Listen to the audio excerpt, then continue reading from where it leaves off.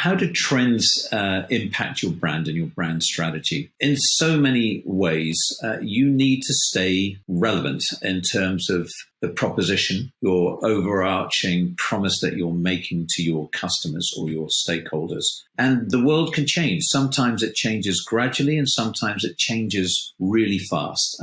Let me give you a classic example of an old brand that I used to work with years ago at Ogilvy in London. That was Guinness. I think most people are familiar with Guinness. It's cast your mind back 25, 30 years even now. Guinness was this heavy, dark Irish stout that was originally almost like a food substitute. Anyone who's watched Angela's Ashes will know it. And then positioned for a pregnant woman for its nutritious values. Guinness is good for you with the toucan and all of this. But it was finding itself increasingly marginalized and becoming irrelevant in a world of light, blonde, cleansing lagers where the young men who were the principal volume drinkers were deserting these dark, heavy stouts in their droves to move into light lagers. So what did Guinness do? Guinness fundamentally repositioned its brand positioning, the territory it owns in people's minds. And it did it in a brilliant way by turning all its negative attributes, if you like, in this changed landscape into positive ones. And we launched a campaign called Pure Genius, which was basically saying if you were really smart and really intelligent, you drunk Guinness. A big leap, but if you like, but it was pitched in a way with Rutger Hauer that challenged completely conventional wisdom. And it said, if you want to be like the rest and drink lager, fine. If you want to explore completely different worlds and are really smart, you drink Guinness. And it did this in a really radical way with an amazing campaign. And it helped reposition a struggling brand into one that then had to dramatically increase its production. Instead of closing down its distilleries, it was rapidly expanding them. Fantastic example. And, this happens to every category and every brand. You've got to stay relevant.